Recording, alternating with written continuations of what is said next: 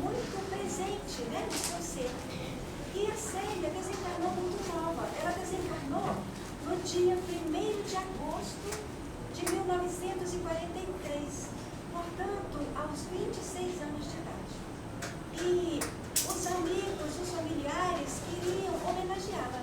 E a maneira que eles encontraram foi o pai da Célia Xavier ceder o terreno, esse espaço aqui, onde foi construída a casa de Célia Xavier. Então, por isso que nós estamos aqui homenageando a Célia.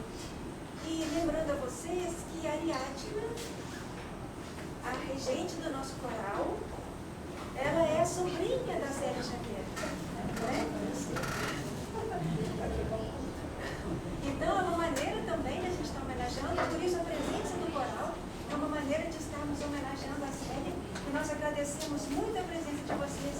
Nós sabemos da dificuldade toda acontecida, no entanto, o coral está aqui presente, a Ariadna está aqui presente. Muito obrigada, em nome da nossa casa. Né? Então, gente, quem vai estar conosco, né, como nós dissemos, para fazer o estudo da noite, é a Rosana. A Rosana, aqui da casa, e nós temos aqui uma lista desse tamanho para fazermos a apresentação da Rosana. Então, nós resumimos quem que é a Rosana. Trabalhadora aqui da casa desde 1976. Ela já foi evangelizadora e coordenadora da mocidade aqui da casa. Atualmente, ela é membro do conselho aqui da casa. Ela é diretora pedagógica do Lar Espírita Esperança, que é a creche aqui do Célia Xavier. E nós precisamos de ressaltar a maneira carinhosa, a maneira com todo o coração que nós sabemos com que ela se dedica a esta sua atividade como diretora pedagógica do Lar Espírita Esperança. Ela é médium, ela é contadora de histórias, ela é redatora, mãe de 5 filhos e vocês não vão acreditar, mas ela é avó de 5 netinhos. Ela parece que é a neta, mas vocês ela é avó. E ela é professora de yoga e ela é estudiosa da Bíblia. Portanto, está aí aberta a nossa semana de Célia Xavier. Sejam vocês todos muito bem-vindos a esse momento. E para que a gente possa estar dando início ao nosso momento interno, nós vamos chamar aqui a Nézia, que vai estar fazendo para a gente a nossa prece inicial, para que logo em seguida a fala esteja com a Rosana.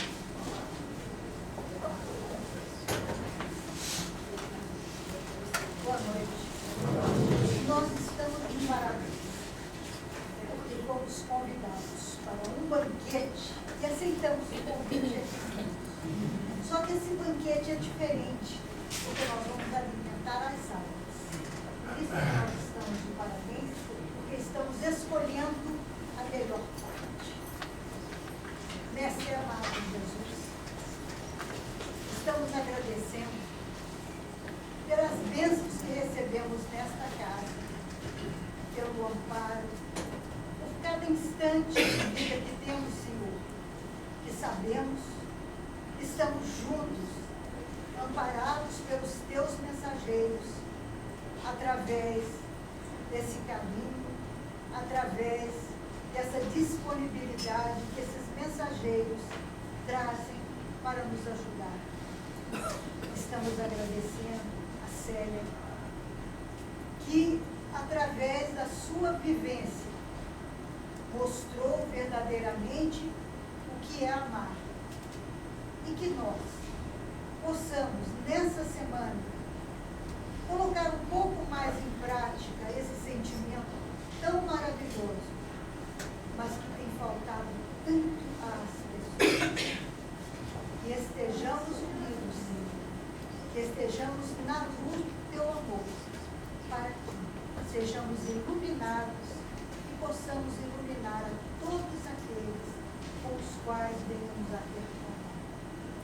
Pedimos em especial que possam essas luzes ser derramadas sobre a nossa companheira Rosana, para que ela fale do amor, que ela fale do coração, que emana de todos aqueles que se propõem a seguir os teus passos. Que a paz esteja em nós agora.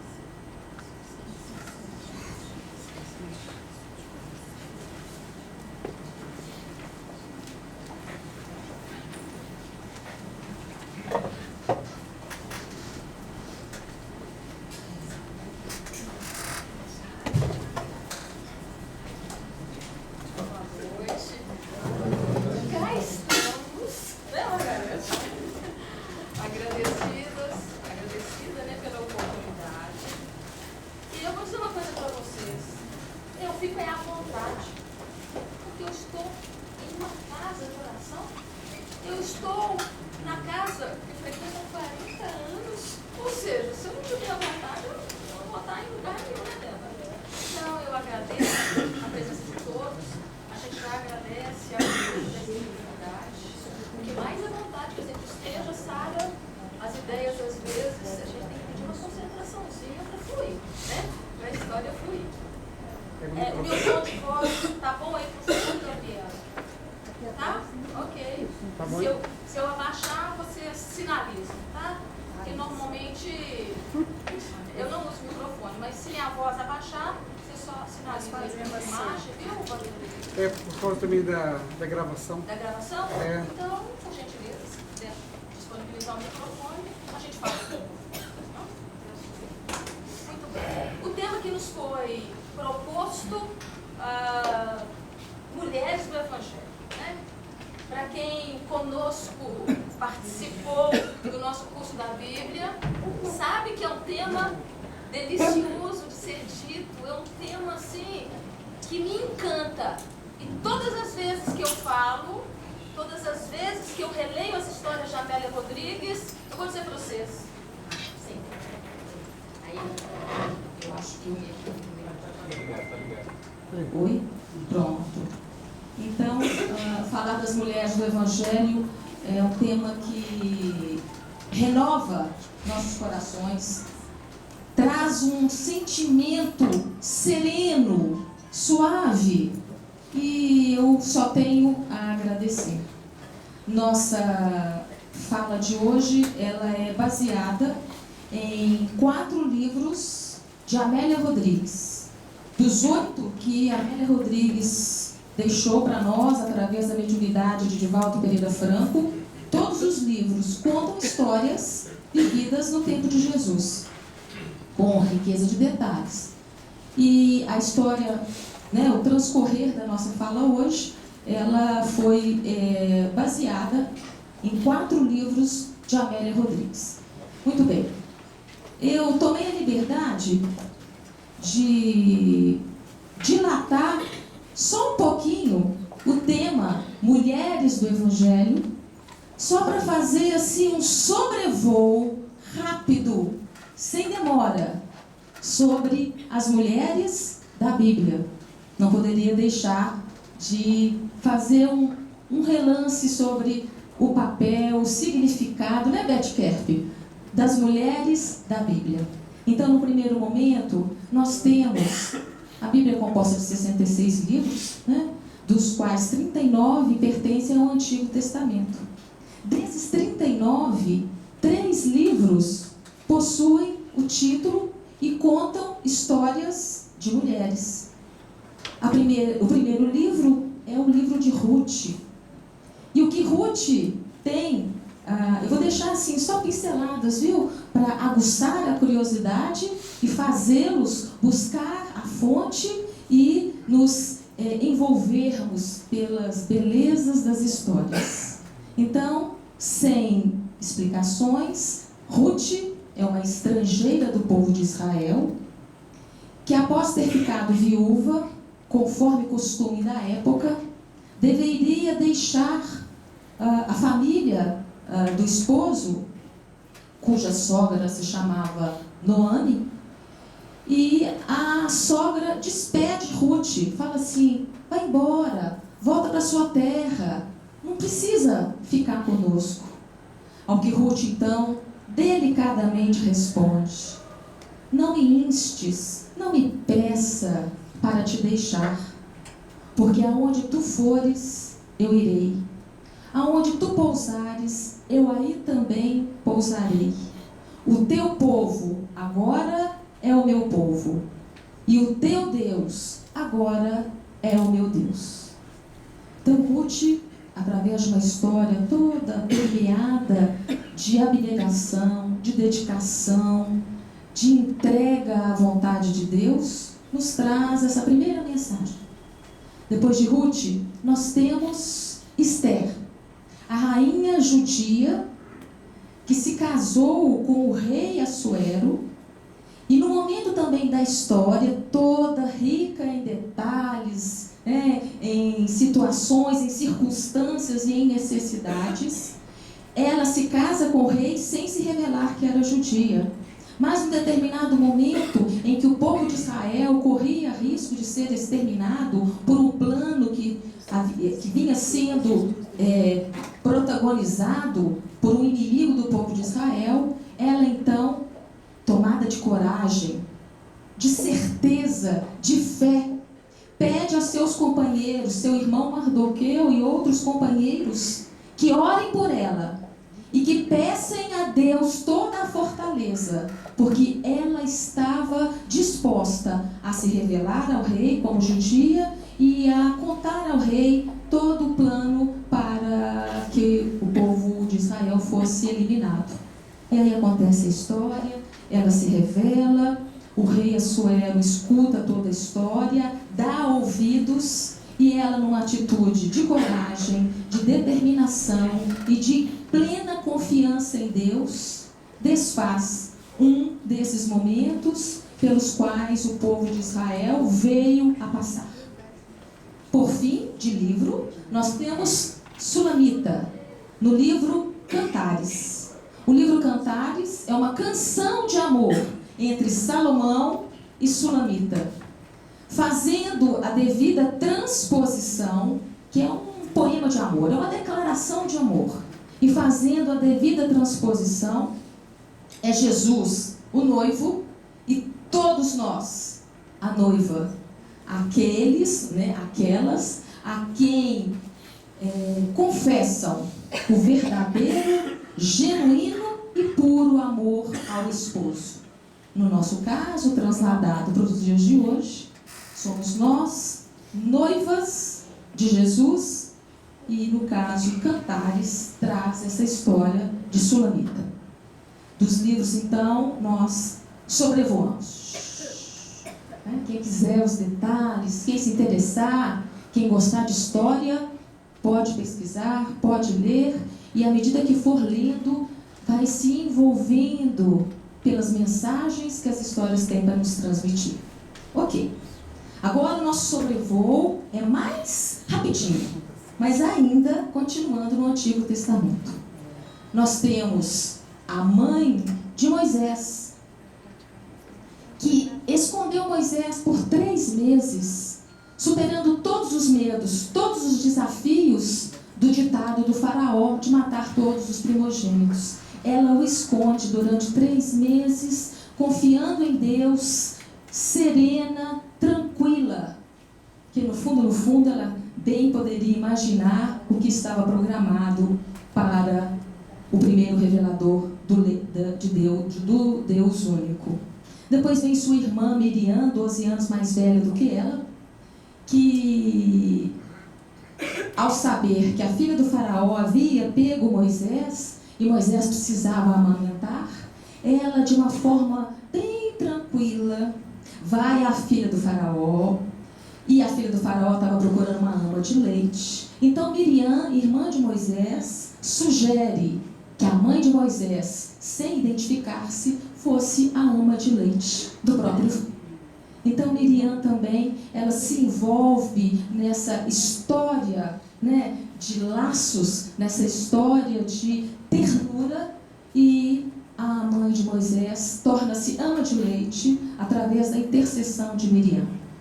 Andando mais um pouquinho na Bíblia, nós temos as 4 mulheres de Jacó: Lia, Bila, Raquel e Zilpa, 2 esposas e 2 escravas, que dão a Jacó 13 filhos, uma mulher, Diná, e 12 filhos de Jacó, que depois se chama Israel, e são as 12 tribos de Israel. Então, nós vamos percebendo que atrás de toda a história de um grande homem, há uma história de uma magnífica mulher. Então, as 4 mulheres que Jacó teve proporcionaram, favoreceram, foram instrumentos da vinda dos 12 filhos e uma mulher, Diná, que se tornaram as 12 tribos de Israel. E toda a Bíblia, todo o Antigo Testamento é baseada na história de peregrinação, de libertação e entrada na Terra Prometida, e a sequência que muitos de nós já conhecemos. Depois nós temos, para alguns, a conhecida Raabe, que é da genealogia de Jesus. Raabe era uma prostituta em Jericó, e Jericó era a cidade que Josué, a história é longa, né, mas não tem problema, aquele espia que adentrou a Terra Prometida, ele então envia dois homens, para ver como era a cidade. O pessoal da cidade, sabendo que tinha estrangeiros, intrusos, começa a procurar.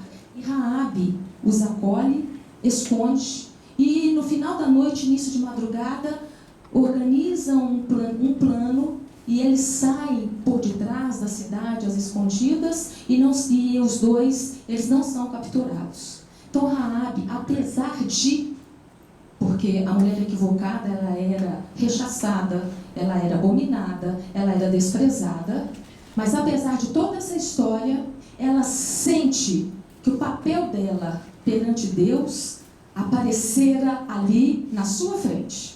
E ela, aproveitando a oportunidade, sentindo a circunstância divina, acolhe a sua necessidade e protege esses dois espias, para que eles retornassem e contassem para Josué como seria ou como estava a Terra Prometida.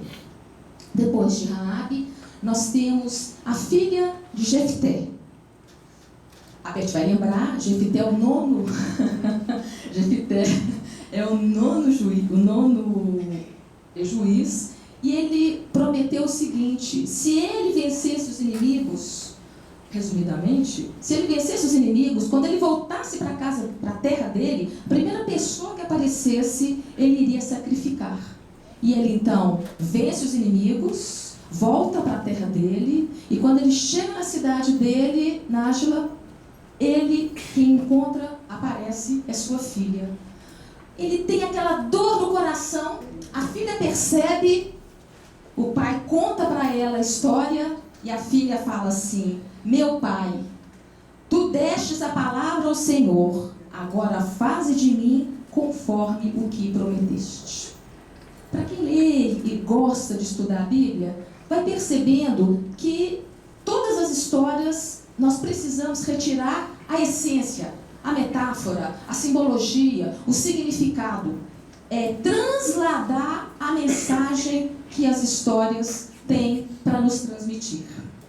Vou pular pelo nosso tempo e vou para uma história do profeta Oséias, que é um dos livros do Antigo Testamento. E o profeta Oséias, Deus pede a ele que ele se case com uma prostituta. Gomer é o nome da prostituta. E ele casa-se com Gomer e faz todo o processo de transformação. E para quem quiser conhecer a história de Oséias e Gomer, contada na atualidade, é só ler o livro Amor de Redenção, que uma das nossas companheiras me emprestou, e à medida que eu fui lendo, é uma releitura dessa história bíblica, da história de Oséias com Gomer. Ela então, Oséias casa-se com ela, e todo o processo de restauração é feito entre os dois.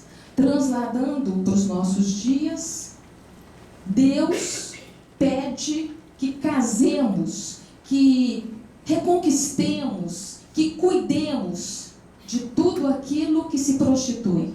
Não necessariamente pessoas, mas situações. Não necessariamente dos outros, mas a nossa propriamente dita.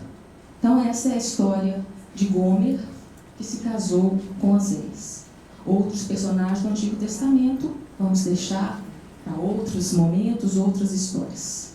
Passemos agora para as mulheres do Novo Testamento. Amélia Rodrigues nos diz que por onde Jesus passava, todos o procuravam. Todos todos iam ao encontro de Jesus. Inclusive, ou em especial, as mulheres equivocadas, esquecidas, menosprezadas, abnegadas, todas o procuravam. E ele a todas libertava, de uma forma ou de outra. Mas Amélia Rodrigues nos fala, Jesus veio para libertar as mulheres, sim, mas as crianças, os homens, a todos nós, de todas as épocas. Das mulheres abnegadas, nós podemos citar também no sobrevoo, Mãe Santíssima, que será fruto de palestra dessa semana. Podemos citar Maria, irmã de Marta, Joana de Cusa, Abigail, do livro Paulo e Estevão, e as muitas seguidoras de Paulo, tais como Lídia, Priscila, Áquila, Febe. Algumas mulheres que seguiram a Paulo de Tarso e também nos locais onde moravam, divulgavam e formavam as suas pequenas igrejas, os seus pequenos grupos cristãos para falar de Jesus, histórias trazidas e repassadas por Paulo de Tarso. Das mulheres equivocadas, nós temos Maria de Magdala, nós temos a mulher que ungiu os pés de Jesus, nós temos Tamar. Todas buscaram a Jesus e foram libertas. E das mulheres esquecidas e menosprezadas, nós temos a mulher hemorroíça, a mulher samaritana e a apelante cananita. É interessante a gente observar que na maioria das vezes, 100% não, mas na maioria das vezes as mulheres não têm nome. E eu fiquei pensando, não tem nome, porque são todos os nomes possíveis. Somos nós que vamos apelar a Jesus como a apelante cananita. Somos nós que vamos no poço de Jacó buscar a água, que também é fruto do estudo dessa semana. Mulher, dá-me de beber. Aquele que é a fonte inesgotável da água pura que se instala em nosso coração, pede de beber a todos nós. O infinito buscando o finito. Então, mulheres abnegadas, mulheres equivocadas e mulheres menosprezadas. Todas, em qualquer circunstância, buscaram a Jesus e encontraram-no e mataram a sede e a fome. Porque para procurar a Jesus, a gente tem que sentir sede, a gente tem que sentir fome. E ao estudarmos Jesus, a gente observa, nós observamos, quem tiver sede, que venha até mim, porque eu tenho a fonte, a água viva. Quem tiver fome, venha até mim, porque eu sou o pão da vida. Então nós percebemos que durante a trajetória de Jesus conosco, Ele nos deixa o processo de despertar. O que tu queres? O que queres que eu te faça? São perguntas que muitas vezes parecem óbvias, mas é o Senhor das estrelas nos dando o momento do nosso despertar, do nosso acordar. E é um desses acordar, depois desse pequeno sobrevoo no Antigo Testamento e no Novo Testamento, que nós vamos contar uma história. Era o mês de outubro, o mês da Festa dos Tabernáculos, também conhecida como Festa das Cabanas ou Festa das Colheitas, porque coincidia com a estação das colheitas e o povo de Israel ia ao Templo de Jerusalém manifestar a sua gratidão, fazendo as suas oferendas, agradecendo por aquele ano de fartura, por aquele ano de trabalho. Jerusalém regurgitava pessoas, porque vinham de todos os lugares da Judéia, quiçá da Galileia, quiçá da Samaria. Então a cidade de Jerusalém estava assim apinhada, e as pessoas andando para um lado para o outro, e Jesus no cenário. Era noite, e no céu diamantes estelares observavam lá do alto o governador do planeta Terra. Naquela noite, Jesus sobe ao Monte das Oliveiras para meditar. Aquele cuja dedicação em despertar consciências, nossas consciências, precisava de silêncio, buscando essa comunhão mais formal, mais específica com o Pai. Eu e o Pai somos um. E nós também já somos, mas ainda não temos essa plenitude. Mas nós já somos. Jesus passa a noite em meditação. Quando o dia começa a raiar, Jesus desce do Monte das Oliveiras. E quando ele desce, um vento frio do mês de outono vem acariciar a face do Senhor das Estrelas, em agradecimento, em reverência àquele astro rei. Jesus então demanda o templo de Jerusalém, o mesmo templo que a mulher samaritana indaga para Jesus: onde deverei adorar a Deus? No templo de Jerusalém ou no Monte Gerazim? Ao que Jesus responde: dia virá em que meu Pai será adorado em espírito e em verdade. Não necessariamente no templo de Jerusalém e nem necessariamente no Monte Gerazim. Então Jesus adentra o templo. A fama de Jesus era tamanha que todos já o aguardavam. Todos quem? Curiosos, inimigos e todos aqueles que buscavam-no com a verdadeira sede e com a verdadeira fome da alma. Jesus adentra o templo e vai, como de costume, tecer comentários sobre as Sagradas Escrituras, como assim ele havia feito no início do relato dos Evangelhos, aos 12 anos, desde aquela época, comentando as Sagradas Escrituras. Sagradas Escrituras essas, que conforme Emmanuel no livro A Caminho da Luz, fora Jesus mesmo que orientava um dos povos exilados de Capela a construir, a trazer um legado para nós da primeira mensagem do Deus único. Então Jesus comentava aquilo que sabidamente ele já tinha como patrimônio. Depois de comentar as Sagradas Escrituras, Jesus sai do templo, da parte destinada a esse comentário sagrado, e vai para o pátio, e vai para o átrio. E lá continua a discorrer sobre a lei e os profetas, sabendo e pressentindo que algo grave, que um acontecimento grave estava prestes a ocorrer. Foi nesse momento que Jesus é interrompido e um grupo de fariseus, curiosos e familiares envolvidos, adentra o pátio, na parte descoberta, e atiram na frente de Jesus uma mulher que havia sido pega em franco adultério. Jogam-na no chão, semidesnuda, e começam as acusações.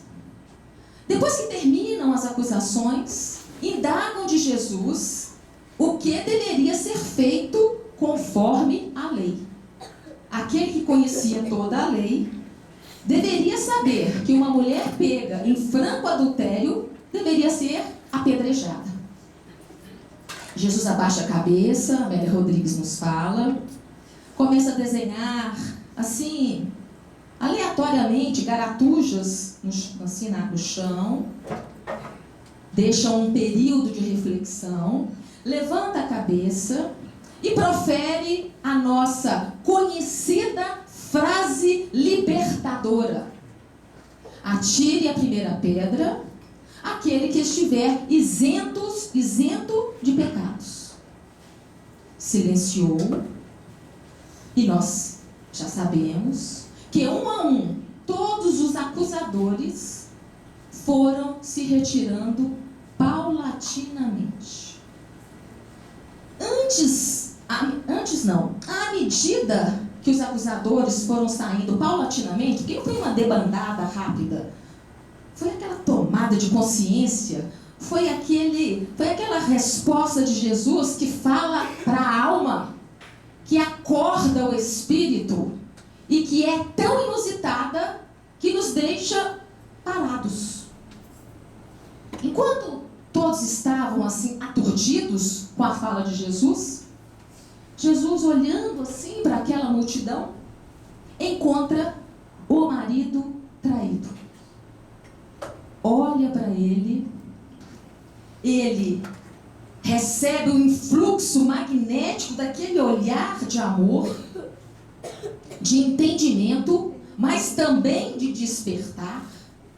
E num diálogo mudo, num diálogo de olhos, Jesus olha para o homem, para o marido traído e pergunta: por que tu?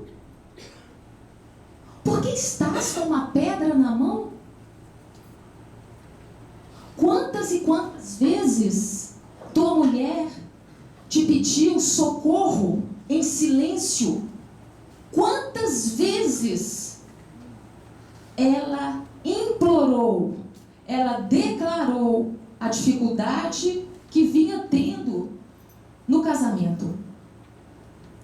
Ele recebe aquela indagação silenciosa do Senhor das Estrelas, não aceita, não ouve, sai dali, abandona a mulher e continua a sua vida. Continua a sua vida e encontra outras mulheres, outras vítimas que passam pelo mesmo processo que a primeira esposa dele tinha passado.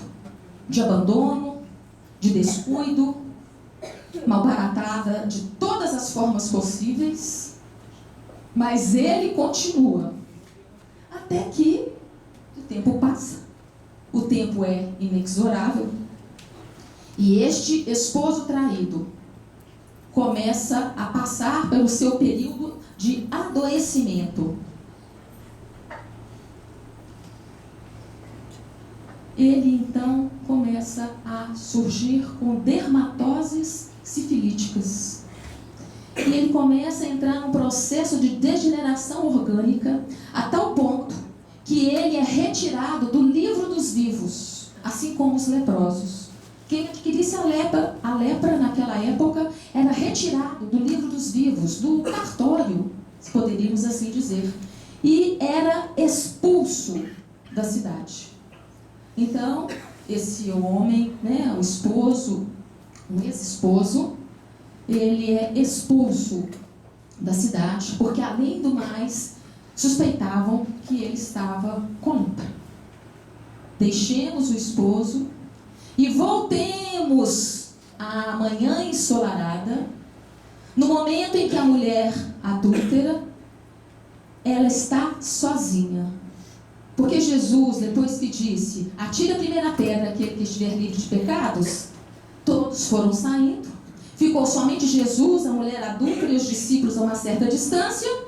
E aí então Jesus pergunta: mulher, onde estão teus acusadores? E a mulher responde: Senhor, todos se foram.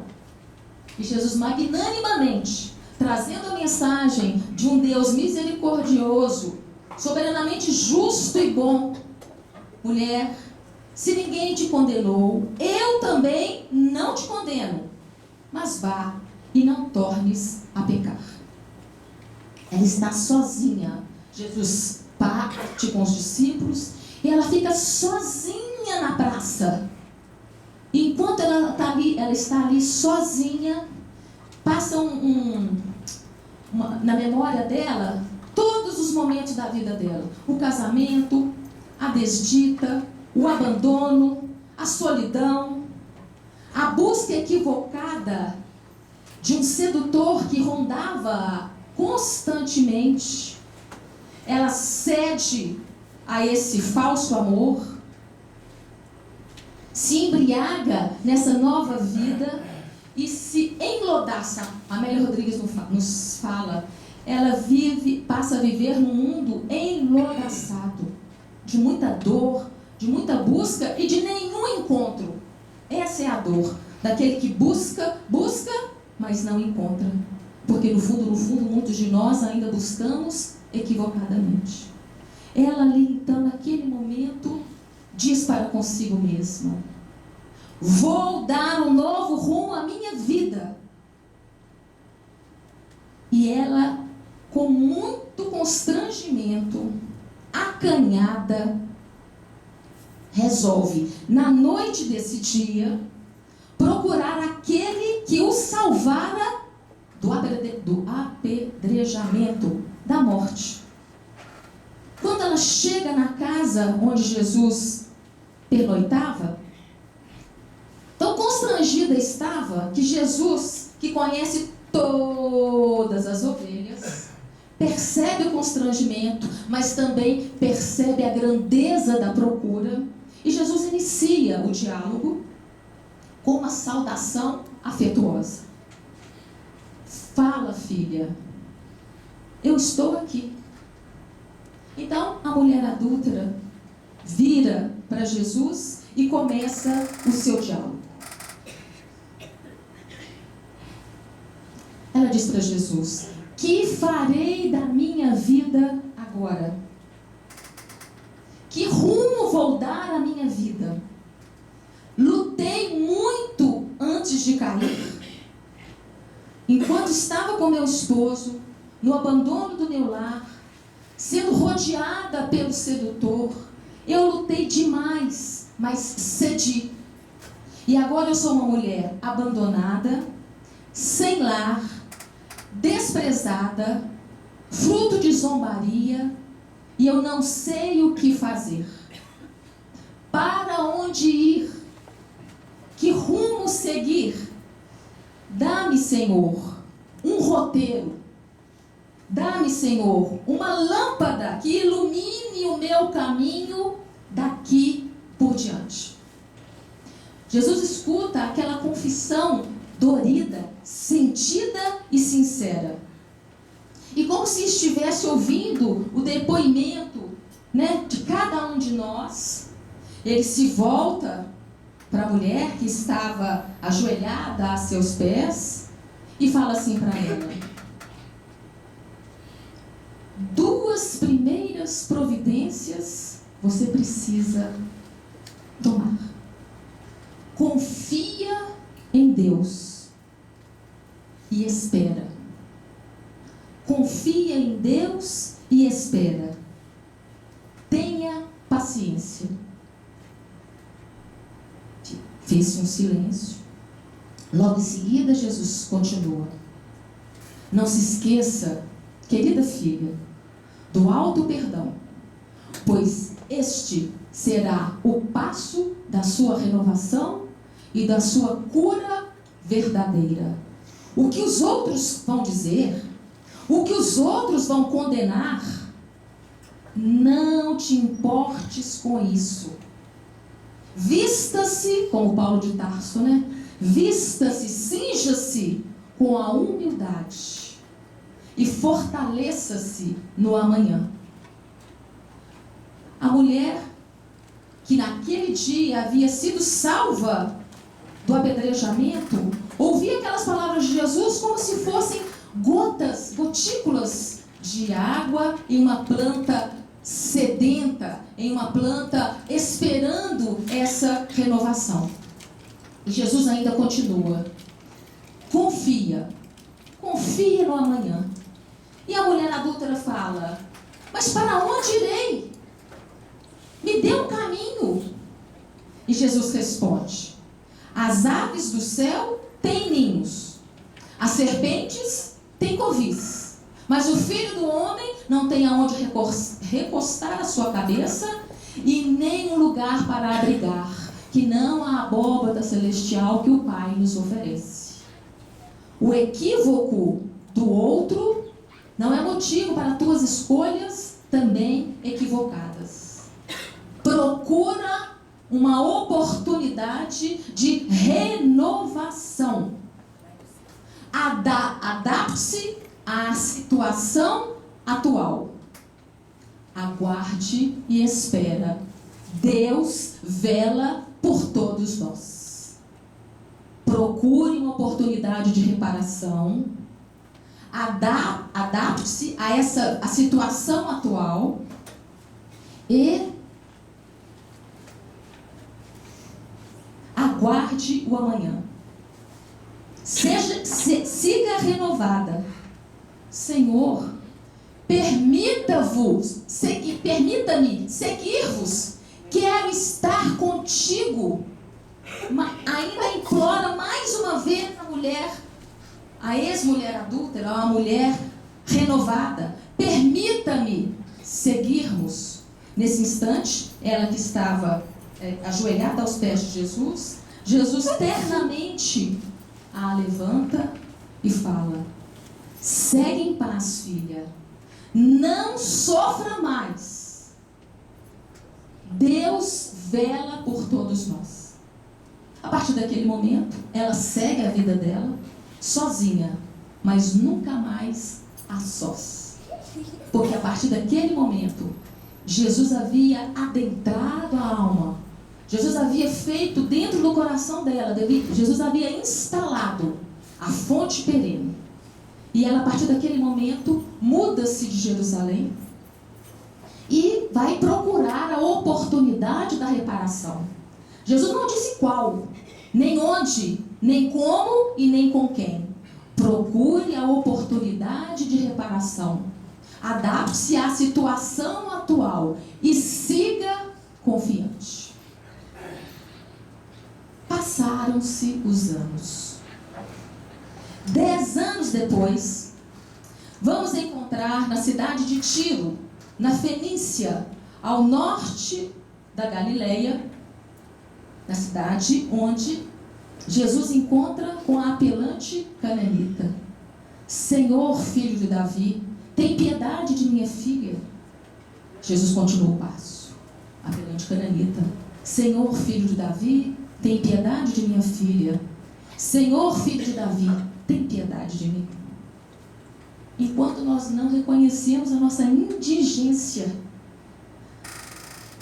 a mensagem de Jesus fica nos rodeando.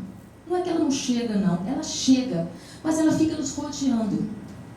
No momento em que a gente reconhece a nossa indigência, a nossa finitude, é que então o finito busca o infinito. E ele estava ali, diante dela. É a história da apelante cananita. Então, em Tiro, numa cidade da Fenícia, existia uma casa muito simples, sem nenhuma posse, mas rica de amor, de bondade, de trabalho. E nessa casa, acolhiam-se peregrinos cansados, enfermos sozinhos e infelizes chaguentos. Essa casa recolhia, e uma mulher cuja beleza era visível, apesar de traída, pelo tempo, a todos acolhia. Disponibilizava um pequeno catre, limpava as feridas, passava ungüentos, preparava caldos reconfortantes. E assim que o doente, o peregrino ou aquele feliz enxaguento recobrava um pouquinho a memória, a lucidez ou o bem-estar físico, ela falava de Jesus. Depois que essas pessoas adquiriam o mínimo de condições, seguiam a sua caminhada, rumo ao norte, rumo ao sul, não importa o destino. Esse era o papel dessa mulher, que passou a ser amada, conhecida e respeitada. numa tarde amena, onde os ventos sopravam um pouquinho e o calor do astro-rei já reduzia a sua intensidade, era final de tarde.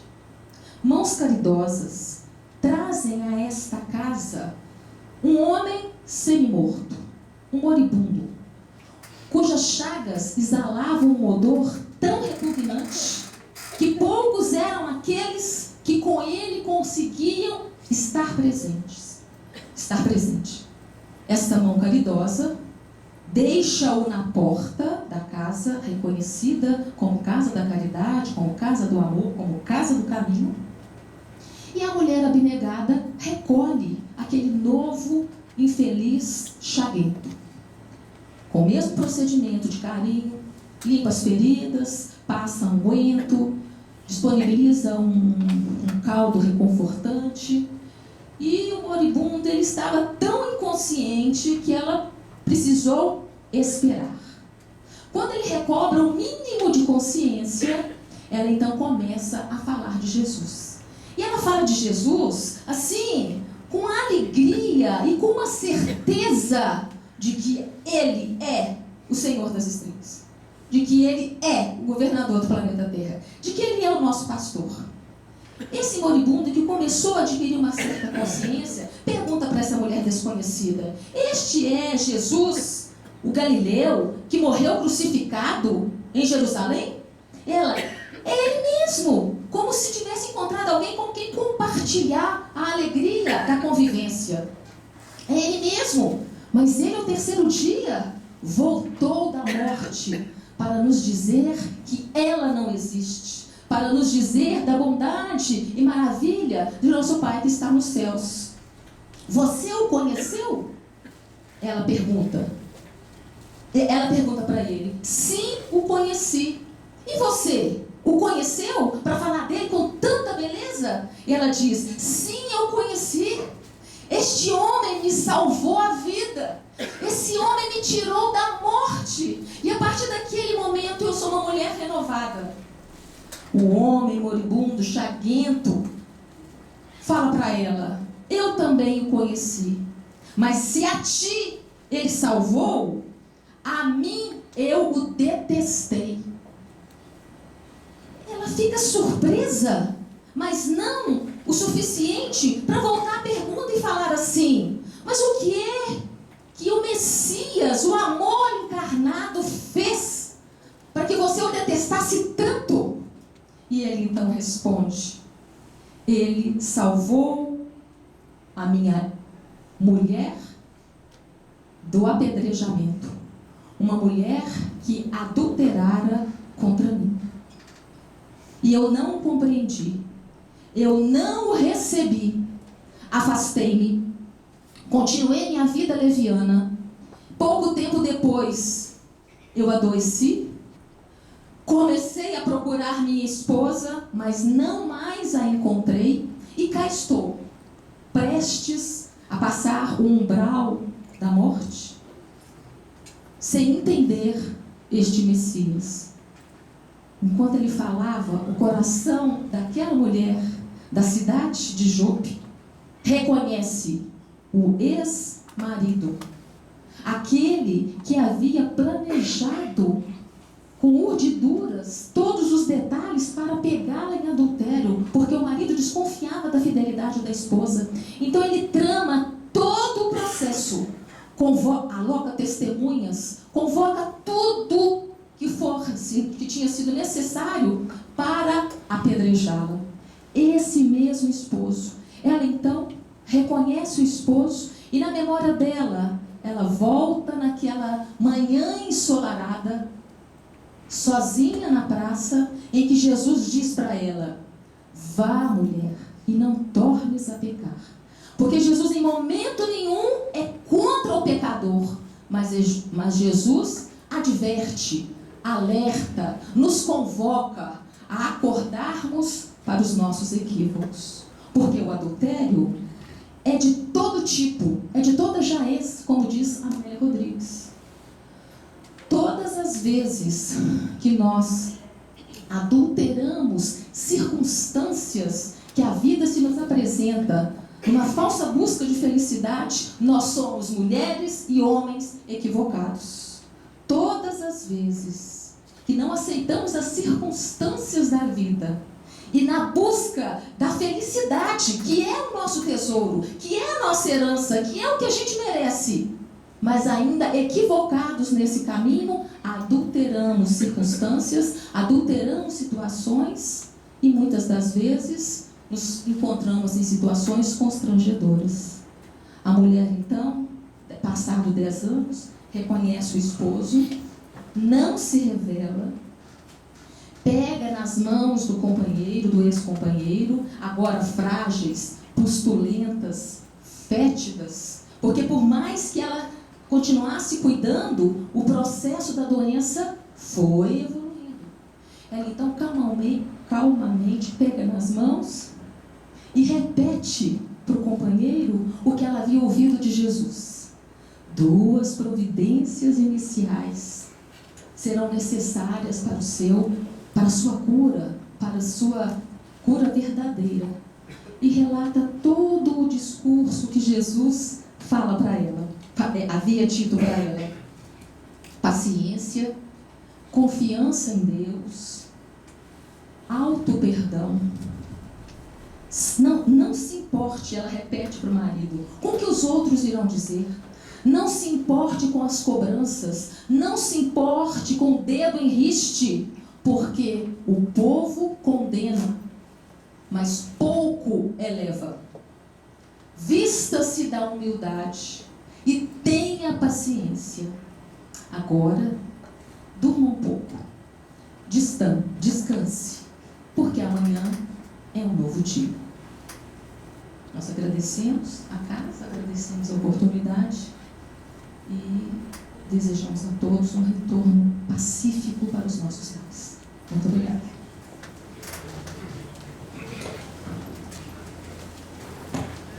Boa noite a todos. Agradecendo mais uma vez a Rosana, pela essa missão, por mais essa condição de aprendizado. Todos nós precisamos refletir sobre ela. Cada um de nós dentro da nossa realidade. Cada um de nós dentro das nossas condições. A nossa semana continua. Amanhã nós vamos contar aqui com o Gilson Freire falando com a gente sobre a Samaritana. Na quarta-feira, Maria de Nazaré, a Gilson Coelho, vai estar conosco. Na quinta-feira, Maria de Magdala, Eduardo Loureiro, vai estar falando para a gente. E na sexta-feira, Tereza de Ávila, com Giovanni Cacheiro. No sábado pela manhã, nós teremos aqui o Aguinaldo falando sobre o donativo da alma. Não só essa semana, mas não só esse dia de hoje, mas todos os dias, se a gente buscar dentro de cada um de nós precisamos desse encontro, nós precisamos dessa comunicação, dessa sintonia com o Pai.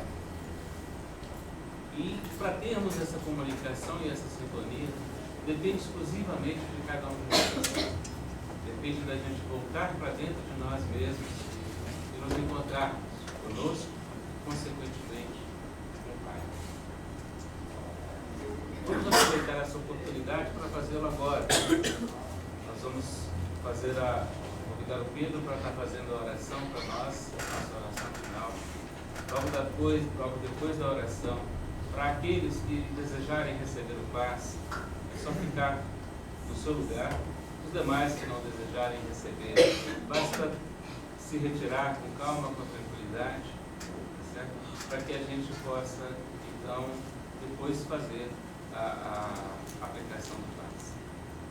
Nesse momento, então, eu convido o Pedro para poder fazer a oração de encerramento.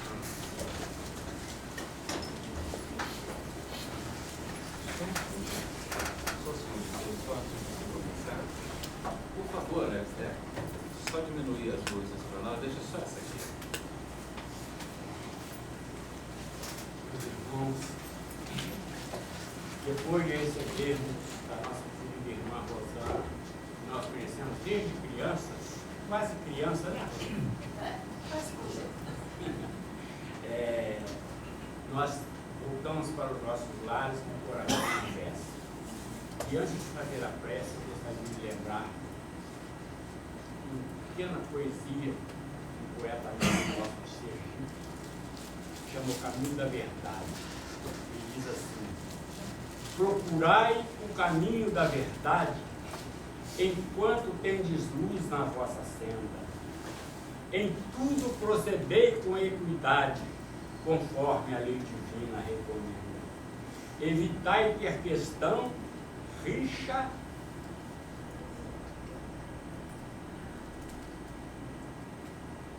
ou vontade que vos façam faltar a caridade.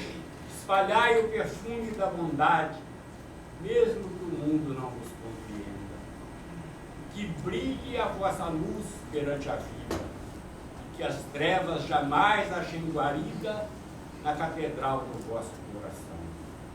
Fazei o bem com a alma satisfeita, sem buscar recompensa, que a colheita será farta de luz e redenção. Senhor Jesus, buscamos agora encontrar-te no caminho, por onde andamos sozinhos sem te sentir a presença.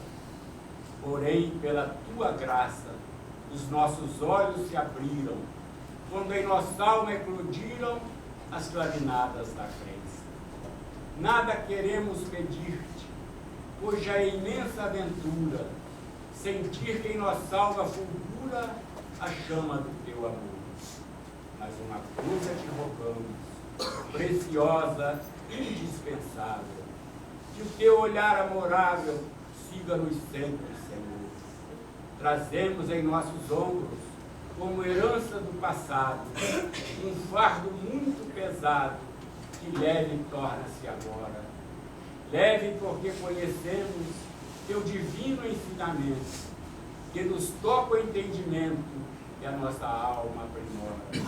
Queremos agradecer-te tantas graças recebidas no curso de nossas vidas em que tua mão nos conduz. Imensa é a glória que temos, ó divino mestre e amigo, de viver juntos contigo, embriagados de luz. Obrigado, mestre amigo Jesus, por todas as dádivas desta noite, de todos os dias de nossa vida, por esta casa maravilhosa, por este espírito de escola, este espírito que nos ama como nós o amamos, a nossa querida Célia Xavier. Que possamos retornar aos nossos lares, Senhor Jesus, levando conosco essa paz que desfrutamos aqui e espalhando desta paz que aqui recebemos com aqueles que cruzarem conosco no caminho da vida, muitas vezes desesperados, desesperançados, sofridos.